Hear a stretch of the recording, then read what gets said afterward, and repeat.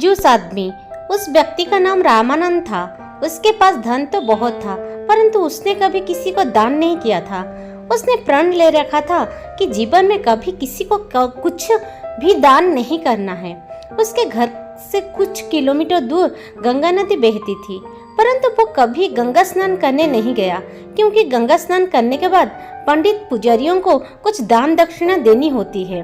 गंगा स्नान के बाद दान करना पड़ेगा, इसी डर से वो कभी गंगा स्नान करने ही नहीं गया।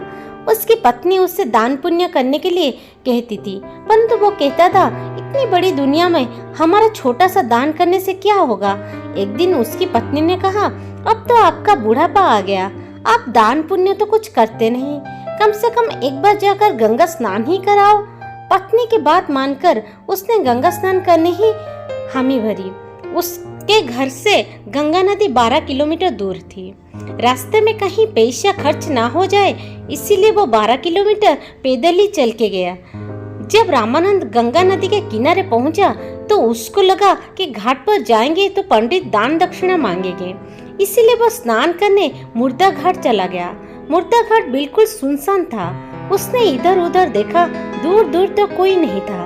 उसने जल्दी से गंगा जी में एक डुबकी लगाई। भगवान जो घट घट के वासी हैं, वो उसे ये सब करता देख रहे थे।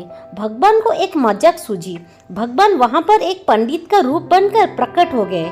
जैसे ही रामानंद डुबकी लगाकर बाहर निकला, पंडित रूपी भगवान बोले, यजमान की जय हो। पंडित को देखते ही रामानंद कांप गया। वो बोला, ये तो हद हो गई, ये पंडित तो मुर्दा घाट पर भी आ गया। पंडित ने बताया कि मैं एक संतोषी ब्राह्मण हूँ और एकांत में यहाँ मुर्दा घाट पर ही पड़ा रहता हूँ। यहाँ पर कभी कभी आपके जैसा कोई यजमान आ जाता है और मेरा साल भर का इंतजाम इकट्ठे ही कर देता है। आज आप आए हो, आपको मेरा 1 वर्ष का इंतजाम करना है। रामानंद ने बोला, इतना दान नहीं कर पा सकता। पंडित बोला, दान तो अपनी श्रद्धा के ऊपर होता है, इसीलिए अब 6 महीने का ही इंतजाम कर दो। रामानंद बोला, 6 महीने का इंतजाम भी नहीं कर सकता। पंडित बोला, तो 3 महीने का। रामानंद बोला, नहीं। पंडित बोले, 1 महीने का ही कर दो। रामानंद बोला, मैं 1 महीने का तो क्या, मैं 1 दिन का भी इंतजाम नहीं कर सकता। अब पंडित ने कहा, आपको कुछ ना कुछ तो दान करना ही पड़ेगा, नहीं तो हम आपको जल से निकलने ही नहीं देंगे। थक हार कर रामानंद बोला, एक आने का दान करूंगा, वो भी उधार। मेरे पास अभी तो कुछ नहीं है, इसलिए मेरे घर आकर एक आना ले जाना। पंडित ने रामानंद को एक आना दान करने का संकल्प दिलवा दिया। रामानंद ने सोचा, मेरा घर तो यहाँ से 12 किलोमीटर दूर है, ये पंडित एक आने के लिए इतना दूर थोड़ी आएगा। इसीलिए वो संकल्प लेकर अपने घर आ गया। घर पहुँचते पहुँचते शाम हो गई थी। वो इतनी दूर चल कर आया था, इसलिए थक गया था। वो सोने ही जा रहा था, तभी उसके दरवाजे पर उस पंडित ने दस्तक दी। पंडित बोले, यजमान की जय हो। रामानंद की पत्नी ने दरवाजा खोला। वो पंडित को देखकर लौटी और रामानंद से पूछा, क्या किसी पंडित को कुछ देने की कहकर आए हो? रामानंद बोला, हाँ, मैंने एक पंडित को एक आने देने का संकल्प लिया है। पत्नी बोली, वो पंडित जी अपना एक आने लेने दरवाजे पर खड़े हैं। रामानंद ने सोचा, वो पंडित एक आने के लिए इतनी दूर आ गया। रामानंद ने पत्नी से कहा, जाकर उस पंडित से कह दो कि यजमान बीमार है, इसलिए 3-4 दिन बाद आए। पत्नी बोली, एक आने की ही तो बात है, दे क्यों नहीं देते? रामानंद ने बोला, मैं किसी को कुछ नहीं देने वाला, जाकर उसे कह दो कि यजमान बीमार है, इसलिए कुछ दिन बाद आए। पति ने दुखी जैसा मुंह बनाया और पंडित से बोली, महाराज, मेरे पति आज इतनी दूर पैदल चलकर गए थे, इसीलिए वो थक गए हैं और बीमार है, इसलिए आप 3-4 दिन बाद आना। पंडित बोला, धन मिले या ना मिले, लेकिन वो हमारे यजमान है, यजमान बीमार है। और पंडा बोला, चला जाए? ऐसा नहीं हो सकता, जब तक वो स्वस्थ नहीं हो जाते तब तक हम यहीं रहेंगे। हमारा यहाँ रहने का इंतजाम कर दो। हम यहीं पर प्रसाद बनाएंगे और यहीं पर भोजन करेंगे और यहीं पर प्रसाद ग्रहण करेंगे। पत्नी लौट कर गई और उसने रामानंद को सारी बातें बताई कि वो पंडित कह रहा था जब तक आप ठीक नहीं हो जाते वो यहीं रहेंगे।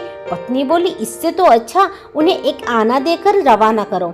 रामानंद बोला एक आना क्या, ऐसे ही आता है, मैं उस पंडित को कुछ नहीं देने वाला। तुम जाकर उस पंडित से कह दो कि यजमान गए। रामानंद को योग का अभ्यास था, इसीलिए वो सांस रोककर पड़ गया।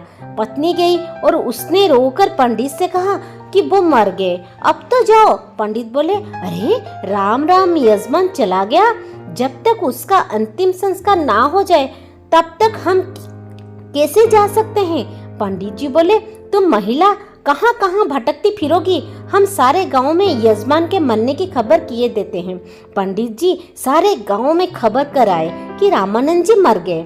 सारा गांव रामानंद के घर इकट्ठा हो गया, लेकिन रामानंद ऐसा विचित्र आदमी एक आना बचाने के लिए सांस रोके पड़ा था।